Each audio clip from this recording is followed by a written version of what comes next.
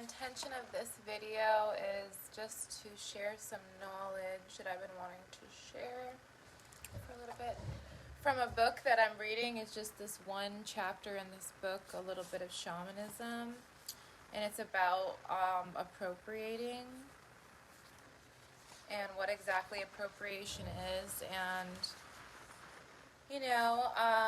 this is just a super important topic for everyone to understand as we embark on our own spiritual paths and our own uniqueness and what comes through, and how to honor our own individual makeup and lineage and heritage, and also how to do it respectfully in a way that is not disrespectful. Because a big problem, a big problem is the act of appropriating culture, appropriating ceremony, appropriating customs, and just ways of being. And this chapter in this book explains it perfectly. That's why I'm going to read it and share, because this touch base on the topic quite perfectly. It just is showing how to be respectful to these lineages and these cultures, and to it doesn't make sense for these cultures that are bringing forth this medicine and this knowledge and this effort and energy, for them to be suffering, and for the people that are coming for the healing to take notes and profit off of that wisdom and profit off of that lifestyle, and not pay honor to them, the original keepers of this medicine and knowledge and culture and heritage and lineage, the lineage keepers. It doesn't make sense, and that's a big part of the disharmony with the appropriating of cultures and lineages. So I want to talk about, I'm going to read this chapter. It's the third chapter in the book, A Little Bit of Shamanism, Lineage, Heritage, and Cultural Appropriation. And yeah, let's get into it. So first, in a previous section of this book, we touched on the complicated history of the term shamanism. Anyone who seeks a deeper connection to spirit can study shamanism and use these elements in their personal practice. But as humans existing in a world where privilege, oppression, colonialism, and cultural appropriation still exists, we need to keep these topics at the forefront of any discussion about shamanism. I urge anyone bringing shamanism into their personal practice to do so from a place of respect and humility, with an understanding of how their own personal heritage intersects with the knowledge they are acquiring. And I'd like to say that the word shaman came from Siberia, so there's different types of healers and shamans and gatekeepers of these wisdoms within realms in every culture. So just because there may be tribal aspect in the Latin community, it doesn't mean that because you're an Irish white person you need to adopt that complete identity. You as a Irish person, you have your own unique lineage of healers and shamans or medicine keepers, and that should be something that you dive into, because it really is in your DNA and it's going to come natural to you, rather than adopting and appropriating other aspects from other cultures just because it sounds good or it feels resonant. You can also go through your own lineage and look at how your own lineage has had those similar things of healing and lineage keepers. You don't have to adopt another culture's ceremony or ritual or aspects. You can integrate it within your own being. And how did my people, how did my DNA ties, how did my ancestors work with their magic and their medicine, rather than watching what others are doing and just kind of taking notes on what others are doing. Work through your own source of experience. A big question that is important to address is, can non-indigenous people practice shamanism? The short answer is yes, but they must do so with proper respect. Shamanism is not something that should be approached as a fad, fashion statement, or business plan. Ding, ding, ding.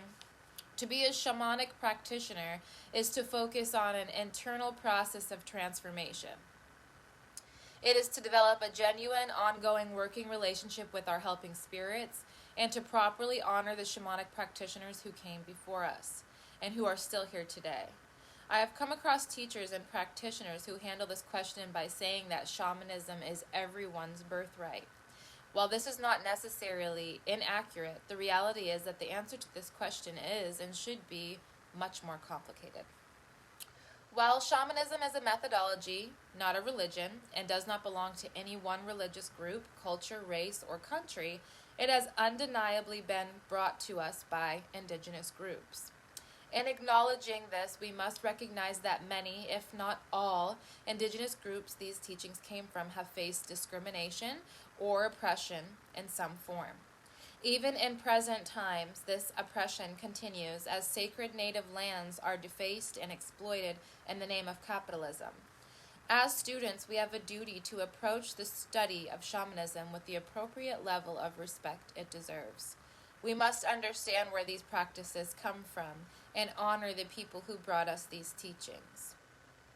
Louis Mel Madrona, whose research has focused on the Cherokee and Lakota traditions, has spoken of cultural appropriation and the respectful practice of shamanism. He explains that the indigenous communities of North America are upset at those who play at being indigenous. He uses the example of those who attend one or two workshops and then take it upon themselves to start teaching and leading ceremonies. As we discussed earlier in this book, developing a shamanic practice does not automatically make one a shaman or a healer. This kind of behavior trivializes the dedicated study and practice, generally spanning several years, that is expected within shamanic traditions. On the other hand, sincere seekers and students of all backgrounds are generally welcomed. We all have the ability to forge strong connections with helping spirits, and our intent is what matters the most. I had the great pleasure of speaking to Alonso del Rio, a Peruvian curandero, or healer, regarding the contemporary practice of shamanism. Alonso spent over a decade as an apprentice in the Peruvian Amazon jungle learning about the plantas from the Shipibo tribe, or the master plants from the Shipibo tribe.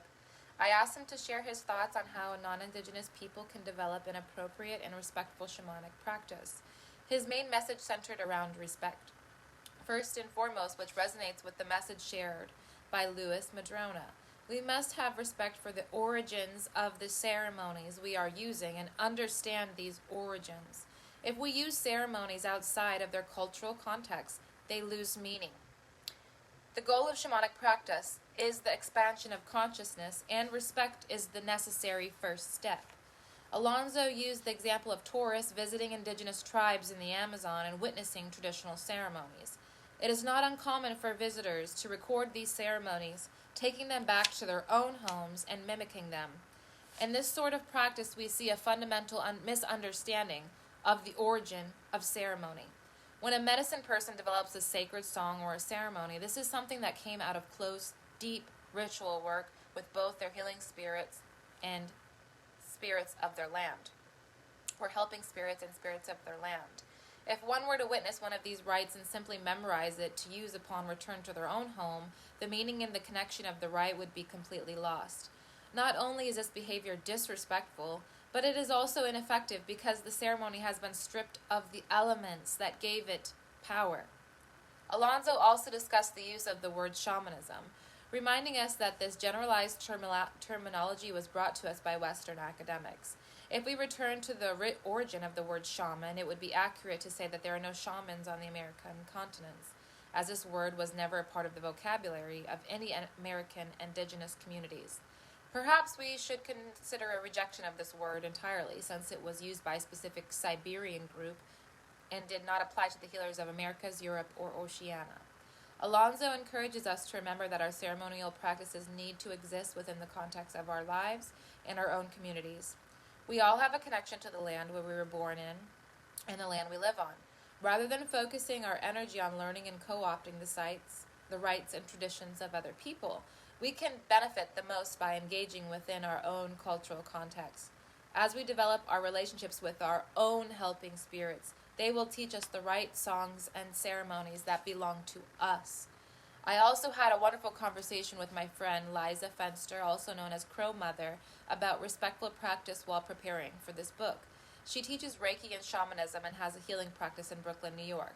Liza was raised by a single mother from Puerto Rico, and throughout her childhood, her family intertwined their Taino heritage and traditions into their everyday lives. Today, she still leans toward traditional Caribbean indigenous practices, honoring her Taino roots, but continues to study with a variety of teachers. As an adult, Liza found her father and discovered she has Hopi and Cherokee ancestry. As we talked about how to approach shamanic practices within a Western context, between her mixed indigenous background and mine as an immigrant, we were able to distill our conversation into one question. Are you a steward of this earth? This is the question we should always hold at our core, and it is a concept worth unpacking further. In my conversation with Alonzo, he said something that really stuck with me. Heal yourself first, and then let's see about everything else. We were having a discussion about an upsetting trend of people coming to healing and shamanic work, not with the goal of healing themselves, but with the goal of pursuing this as a business practice. Liza and I also discussed this and voiced our disappointment in a growing trend of shamanic workshops being offered from a business perspective, promising viable self-employment as the end goal. This is unfortunate, to say the least, because practitioners are losing sight of the purpose of their practice. Shamanic ceremonies existed long before the capitalist business model, and they were necessary to ensure the survival of the group. As I mentioned earlier, a teacher once said that shamans were the original activists, since their goal was to promote harmony among the individual, the community, and the environment. Part of the shaman's responsibility was historically to communicate with the spirit realm, to glean information on the movements of herds, which would provide food for the community. Today we live in a much different socioeconomic context, and our physical survival no longer depends on such a deep connection with the spirits of the land. This has created room for misinterpretation of the goals of shamanic work. And so we see those who have lost their focus prioritizing financial gain over spiritual healing. This brings us back to the question of how non-indigenous folks can practice shamanism from a place of respect. Liza summarized this as anyone is welcome in these healing practices if their intent is coming from a genuine place. If your goal is to heal the earth and all of her people, then you are approaching this work from a place of respect, which is more important than your place of origin. But while this is a great place to start, it is also important to take this one step farther. Our indigenous communities are hurting. It is undeniably wrong for non-indigenous people to be profiting financially from shamanic work while indigenous people are still struggling. So as you embark on your journey, always remember to ask yourself, what can you do to support indigenous people? You cannot be in harmony with the earth if you are not advocating for all of her people. It starts with a respectful practice and the basic notion of not taking credit for ideas that aren't yours. As practitioners with genuine intent, we should not claim the specific ritual rites, tools, or ceremonial dress of any culture or tribe we have not personally learned from. It is one thing to be handed down a ceremony from a teacher and another to witness and copy. For example, rattles are used in many shamanic practices around the world. This is a common ritual tool, and I do encourage those interested in developing a shamanic practice to invest in one. However, I would advise against purchasing a rattle covered in symbols that are specific to a tribe or culture that you are unfamiliar with. Find the ritual rattle that is right for you and makes sense within the context of your practice. By extension, do not purchase or mimic the ritual garb of practices that aren't yours. Do not purchase or mimic the Don't adopt ceremonial jewelry without understanding its significance, and so forth. Be true and honest about where you come from and where you are going. Discernment is as important as respect and the development of a spiritual practice. If you are interested in truly approaching your practice in a way that is in harmony with your surroundings, consider approaching the acquisition of your tools the way your ancestors did, by crafting them yourself. Alonzo Del Rio spoke of this issue using the example of feathers and feather fans that are commonly used in ceremony. These tools used to be fashioned from birds who had died naturally, their feathers harvested with respect and ceremony to be crafted into ritual items. Nowadays, many people are buying their tools online or from trendy boutiques with no knowledge of which bird their feathers are coming from and no information on how they died and how their parts were harvested. Similarly, we can order animal hide drums without having any knowledge of their origin. While it might not be feasible for everyone to return to crafting their own ritual tools, we do have a responsibility to understand where they are coming from. We can choose to source them from people who are crafting tools with the proper respect as opposed to mass-produced sources where the ceremony is entirely lost. We can engage in gathering and find feathers naturally left behind by the birds that live on our land. All this said, there is always more that can be done. Not taking credit for work that isn't yours and treating the tools and customs of indigenous folks with proper respect is a first step. But I encourage each of us to go farther. Supporting indigenous communities goes beyond avoiding active disrespect. We can instead become active participants in supporting and advocating for communities in need. If you are benefiting from indigenous knowledge and ceremonies, be sure to find ways you can circle back and support these communities. As part of your studies, develop an understanding of sacred native lands and do your part to protect them.